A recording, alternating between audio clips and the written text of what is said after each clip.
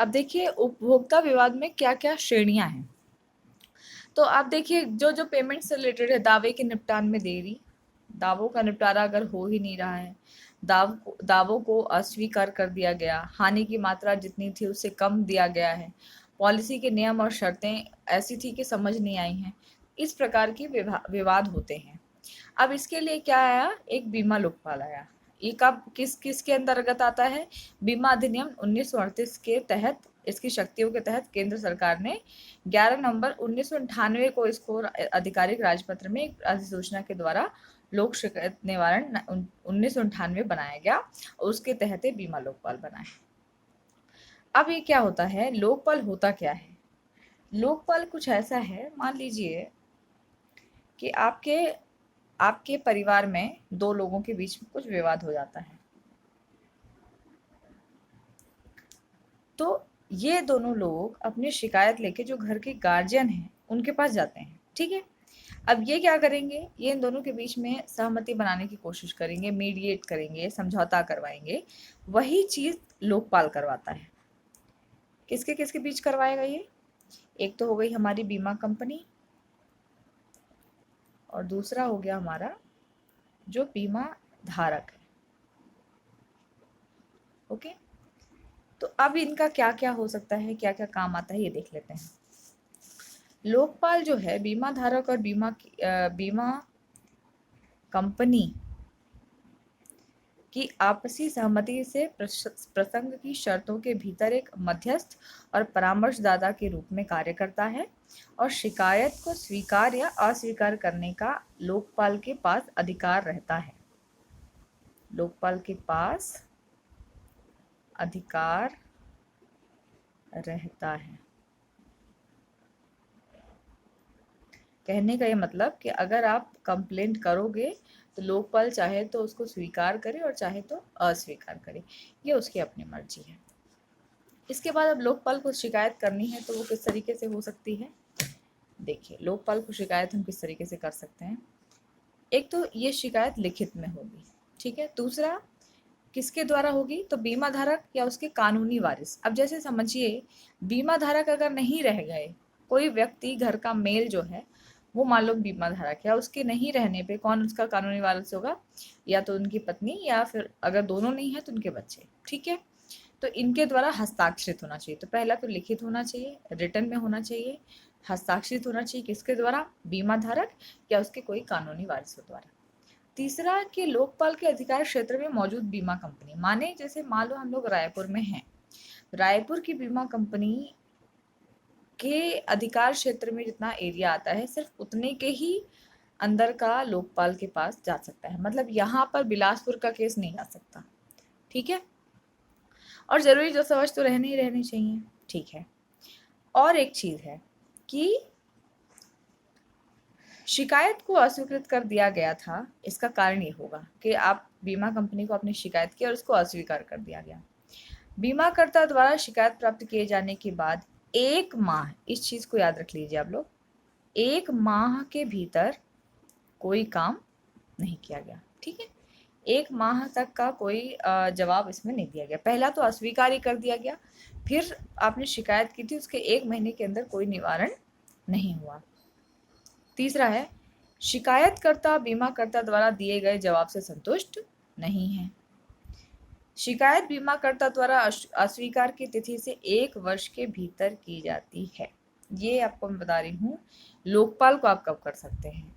जब अस्वीकार कर दिया गया या कोई जवाब नहीं दिया गया, इस अवधि से 1 वर्ष के भीतर आप लोकपाल के पास जा सकते हैं, ठीक है। फिर एक और शर्त यह है कि शिकायत किसी भी अदालत या उपभोक्ता फोरम या मध्यस्थता में लंबित नहीं है। कहने का यह मतलब कि किसी भी कोर्ट में वो केस चल नहीं रहा है तो ही लोकपाल के पास वो जाएगा। सबसे पहले कहने का ये चाह रहे हैं कि सबसे पहले आप लोकपाल के पास जाइए, फिर आप जिला फोरम, फिर जैसे आपको जहां आपका केस सुटेबल हो वहां पे जाइए। ये इनका उद्देश्य है, मैं ये उद्देश्य बता रही हूँ, ठीक है। तो कहने का क्या मतलब, 1 साल के भीतर करना है और दूसरा किसी भी कोर्ट में वो केस न चल रहा हो।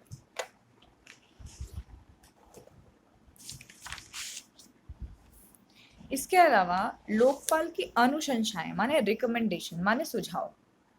पहला तो 1 माह के भीतर सिफारिश। ठीक है, कहने का क्या मतलब है कि जब उनके पास शिकायत आई उसके 1 महीने के भीतर इनको कोई न कोई सुझाव देना है। उसकी प्रतियां दोनों को, शिकायतकर्ता और जिसके लिए शिकायत है बीमाकर्ता, उन दोनों को भेज जाएगी। फिर शिकायतकर्ता के पास 15 दिन का समय है। 15 दिन के अंदर या तो वो स्वीकार करे या अस्वीकार करे। ठीक है, जैसा भी इसका निर्णय है, अगर ये स्वीकार कर रहा है तो ये फिर अपनी एक प्रति किसको भेजेगा? बीमाकर्ता को भेजेगा कि हाँ मैंने ये रिकमेंडेशन, ये सुझाव मान लिया है। अब ये बीमाकर्ता के पास चला गया, उसके पास भी 15 दिन का समय है उसको स्वीकृति देने के लिए। ठीक है, अच्छा, यदि विवाद मध्यस्थता से हल नहीं किया जाता तो लोकपाल बीमा धारक को निर्णय पारित कर देगा जो उसकी नजर में निष्पक्ष होगा और जो बीमा धारक की हानि को आवरित करने के लिए आवश्यकता से अधिक नहीं होगा। कहने का क्या मतलब, अगर सुझाव दिए और नहीं माना गया उस केस में ये फैसला देगा कि इतना जुर्माना दिया जाए, इस टाइप का। तो वो भी अपनी जितनी जरूरत है बीमा धारक की उससे अधिक का पैसा नहीं मिलेगा। लोकपाल के फैसले अब इसमें जाते हैं। देखिए, अनुशंसा जो है वो अलग चीज है और फैसला अलग चीज है। अनुशंसा माने सिर्फ सुझाव दे रहा है, ठीक है, और फैसले माने फिर अपना अंतिम फैसला सुना रहा है कि कितने का जुर्माना क्या देना चाहिए। 20 लाख से अधिक का वो नहीं कर सकता। दूसरा, फैसला जब आपने शिकायत करी उससे 3 महीने के भीतर आ जाना चाहिए। ठीक है, और फिर इसको स्वीकार या अस्वीकार करने का टाइम जो है, फिर वो अपनी कॉपियां भेजेगा बीमा धारक और बीमा कंपनी दोनों को, और बीमा धारक के पास 1 महीने का अंदर टाइम है। 1 महीने के अंदर उसको इसका निर्णय देना है कि मुझे ये चीज पसंद आई है या नहीं पसंद आई है। ठीक है, और इसको फिर वो बीमा कंपनी के पास भेजेगा और बीमा कंपनी के पास अगेन 15 दिन का ही समय है। ठीक है, 15 दिनों के भीतर वो अपना लोकपाल को लिखित सूचना भेजेगी कि उसने स्वीकार कर लिया है। ठीक है, अगर बीमा धारक लिखित रूप में इस तरह के फैसले की स्वीकृति सूचना नहीं देता है तो बीमाकर्ता फैसले को लागू नहीं करेगा। अगर बीमा धारक के ऊपर यह है कि आपको लिखित में देना पड़ेगा कि हाँ मैंने ये फैसला मान लिया, और अगर लिखित में नहीं है उस केस में वो बीमाकर्ता उस फैसले को लागू नहीं करेगा। इसका आप समझिए कि लिखित में होना जरूरी है। ठीक है, अब आते हैं हम विश्वास। विश्वास के 3 तत्व हैं, आकर्षण, मौजूदगी और तीसरा है संचार। आकर्षण आपको पता है, मौजूदगी पता है, जब जरूरत वहां हो। संचार माने बात होती रहनी चाहिए, तब विश्वास बना रहता है। ठीक है, फिर संचार के रूप, मौखिक हो गया, लिखित हो गया, गैर मौखिक हो गया और शारीरिक भाषा का प्रयोग करके। मौखिक, लिखित, गैर मौखिक और शारीरिक भाषा का प्रयोग करके।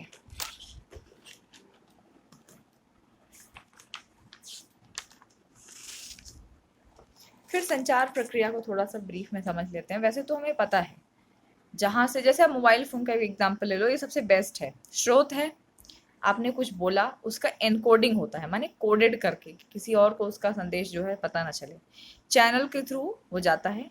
फिर डिकोड होता है, उसको मतलब वापस समझने वाली भाषा में बदल के प्राप्तकर्ता के पास भेज दिया जाता है। प्राप्तकर्ता वापस अपनी प्रतिक्रिया जो है स्रोत को देगा। तो उसका भी सेम प्रोसीजर है, वहां से भी यही चीज होगी, एनकोड होगा, फिर चैनल, फिर डिकोड और फिर पहुंचेगा। ठीक है, प्रभावशाली संचार में बाधाएं क्या क्या हैं? देखिए, इसका ये एकमात्र जो इसमें बताया गया वो ये है, अगर कोई व्यक्ति आपसे बात करने आ रहा है और ऑलरेडी पहले से आपके दिमाग में कुछ भर दिया गया है उसके बारे में, तो आप उसकी बात सुनने के लिए तैयार नहीं होंगे। ठीक है, और इस केस में जब आपकी उसकी बात सुनने के लिए रेडी नहीं होंगे, वो चाहे कितनी भी अच्छी बात बोल रहा है, वो आप उसको सुनेंगे भी तो आपके ध्यान में वो रहेंगी नहीं। तो ये प्रभावशाली संचार में इस तरीके की बाधाएं हैं।